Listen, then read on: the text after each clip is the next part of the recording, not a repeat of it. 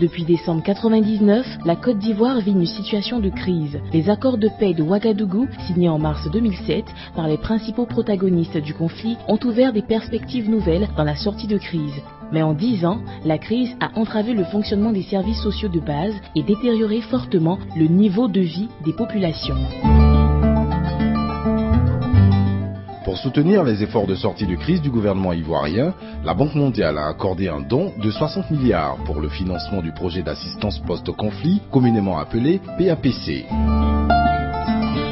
Le projet est exécuté en 3 grands volets: la réinsertion économique, la réhabilitation communautaire et l'appui au processus d'identification. Depuis 2008, des actions sont menées sur le terrain sous la supervision des bureaux régionaux de Bouaké, Korogo, Daloa, Man et Bondoukou. L'ouverture prochaine du bureau régional d'Odiéné permettra une plus large couverture du pays. Ce film est un témoignage des principaux acteurs et bénéficiaires de ce projet. Commençons par écouter M. Kofi Paul, directeur de cabinet adjoint du Premier ministre et coordonnateur du PAPC. L'enjeu de ce programme, c'est d'aider à réinsérer les ex-combattants qui ont participé au conflit, mais aussi tous les journalistes comme ce qu'on appelle le groupe d'autodéfense, c'est-à-dire des jeunes qui se sont constitués en groupe de miliciens, et aussi de soutenir les communautés victimes du conflit ou les communautés qui ont accueilli les victimes du conflit. En quoi consiste la réinsertion économique ? Il s'agit de proposer des activités aux jeunes désœuvrés pour leur permettre de subvenir à leurs besoins et de se prendre en charge. 2 approches sont utilisées. Il y a d'abord les travaux à haute intensité de main-d'œuvre, plus connus sous le terme TIMO. Ils sont mis en œuvre par l'AGEROUTE pour l'entretien des pistes rurales, des routes nationales bitumées et de la voirie urbaine. L'entretien de ces infrastructures, parfois laissées à l'abandon, nécessite en effet une forte main-d'œuvre. Je voudrais d'abord remercier le PAPC, depuis la Banque mondiale, pour cette initiative qui permet véritablement à la population de sortir de la crise. J'ai un appel à l'endroit de tous les jeunes du Bouaké. Il n'y a pas de ce métier et quand on ne fait rien, on est tenté de voler, on est tenté de braquer, on est tenté de faire des bêtises. Pendant la crise, j'ai perdu ma machine, donc je n'avais plus rien à faire. Lorsque j'ai entendu l'annonce à la radio là, qu'ils avaient besoin des scieurs, c'est là que je suis parti, j'ai trouvé ma demande. C'est à partir de là maintenant ils m'ont fait appel et j'ai commencé à travailler à la Géoroute. Ensuite, en matière de salubrité publique, c'est l'ONG américaine Care International qui assure l'encadrement de la collecte des ordures. Celle-ci est confiée à des comités composés de jeunes des localités de Bondoukou, Bouaké, Korogo, Man et Diokwe. Nous faisons l'enlèvement des ordures ménagères que nous amenons vers les décharges primaires. En plus de l'enlèvement des ordures, on supprime les dépotoirs sauvages dans la ville. Un ménage qui s'abonne, il est conseillé qu'il paye 600 francs chaque fin de mois. C'est-à-dire chaque 2 jours, les comités d'assainissement passent pour faire l'enlèvement des ordures du ménage.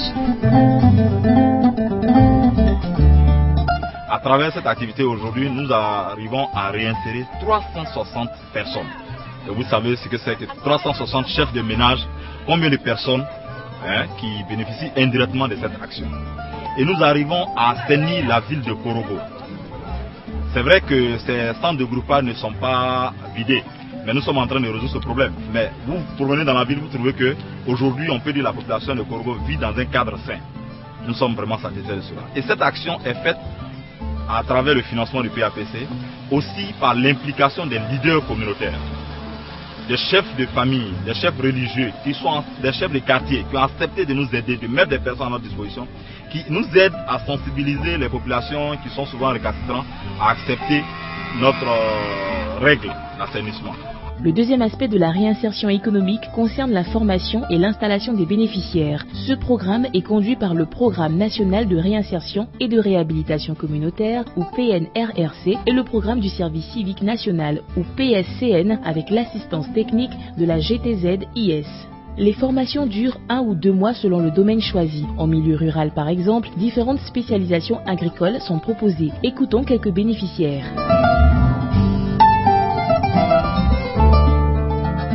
Moi, par exemple, j'ai choisi la banane. Moi, j'ai choisi le maraîcher. Moi, j'ai choisi de faire la volaille, l'élevage des poulets. Après la formation, nous sommes devenus des éleveurs de la côte. Je trouve bien ce projet parce que ce projet vient. Je vois que ce projet veut m'aider à évoluer dans ma vie. Et ce projet aussi est bien. Je vois que c'est bien puisqu'ils ne m'ont rien pris. Comme le rappelle M. Madanital, représentant de la Banque mondiale en Côte d'Ivoire, il ne s'agit pas seulement de former ces ex-combattants et jeunes à risque sur une courte période, mais de leur donner les moyens de s'en sortir à long terme. Il faut donner à ces jeunes de l'espoir, il faut leur donner la possibilité d'aller à l'école, de trouver un emploi et de s'insérer dans la vie socio-économique du pays. Donc le PAPC effectivement apporte un début de solution par rapport à ces différentes problématiques à travers la formation, l'accompagnement, la mise à disposition de petits moyens pour permettre à ces jeunes de s'engager peut-être dans les activités génératrices de revenus pour que ces jeunes puissent effectivement gagner leur vie en dehors des activités, politico-militaires. Ainsi, les jeunes ayant choisi une formation agricole repartent, selon leur spécialisation, avec des semences ou des noyaux d'élevage.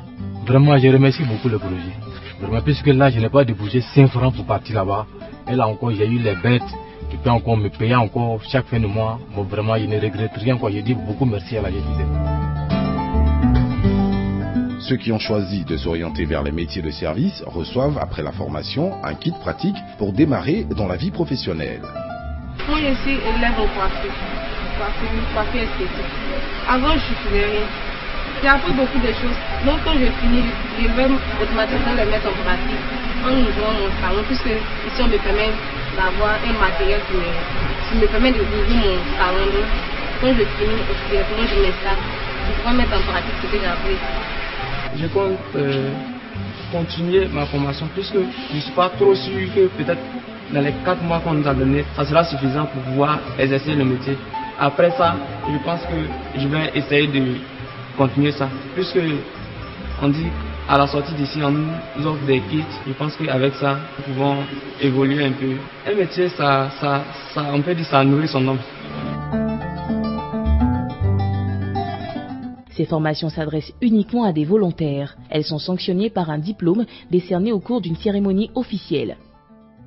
Ces bénéficiaires, comme vous avez constaté, aujourd'hui ont été formés en agriculture, en élevage, en formation citoyenne, civique et citoyenne, afin de répondre à certaines exigences. C'est-à-dire que nous voulons faire d'eux des êtres nouveaux, des citoyens nouveaux dans une Côte d'Ivoire nouvelle. Je suis très heureuse d'avoir reçu cette formation. J'aimerais inviter les jeunes comme moi à pouvoir s'intéresser à cette formation pour pouvoir s'autosuffire demain.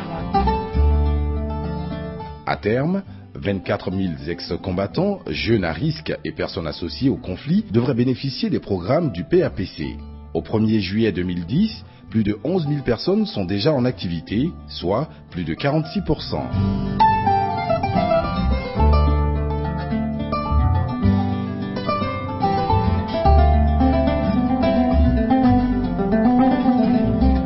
Les communautés villageoises, dans leur ensemble, ne sont pas concernent l'appui au processus d'identification, à travers la réhabilitation des sous-préfectures, l'informatisation de l'état civil et la sécurisation des archives judiciaires par la construction de 3 centres régionaux d'archivage.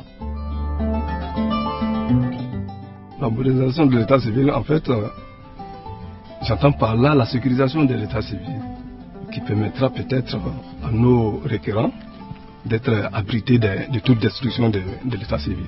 Début juillet 2010, une centaine de sous-préfectures étaient en cours de rénovation ou de reconstruction. Par exemple, la sous-préfecture de Logoualé, entièrement réhabilitée, ou celle de Koro, nouvellement construite. Le PAPC a également offert au corps préfectoral des moyens de locomotion qui leur faisaient cruellement défaut. Ça permet au sous-préfet d'être libre d'aller où il veut, d'aller faire son travail. Imaginez celui qui n'a pas de véhicule, qui doit aller faire une tournée dans sa circonscription, qui doit aller voir une situation dans un village, qui doit attendre qu'un véhicule de transport en commun vienne le prendre. Il y a même des collègues sous-préfets, on nous a signalé, qui sont allés en mission dans les villages sur les mobylettes. Imaginez que c'est difficile. Et ça ne peut pas, c'est pas fait pour établir l'autorité dont on parle tant. Et nous pensons que ces dons, en tout, ont fait beaucoup de bien au sous-préfet et à la Côte d'Ivoire. À ce jour, plus de 200 véhicules ont été mis à disposition des sous-préfets. Monsieur Kofi Paul présente le deuxième axe de l'appui au processus d'identification nationale, à savoir la sécurisation des archives de l'état civil.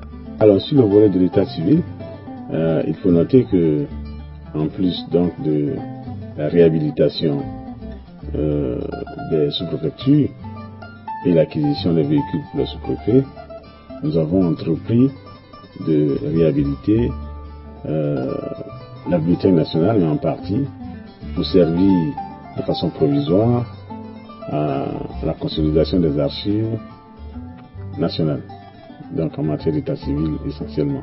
Mais très rapidement, nous devrions consolider cela par la mise à disposition de l'État de 3 centres d'archivage à Korogo dans le nord du pays, à Bouaké dans le centre du pays et à Daloa dans le centre-ouest. La création de ces centres a pour but de faciliter à terme l'informatisation des actes d'état civil, étape essentielle pour assurer la modernisation de l'administration.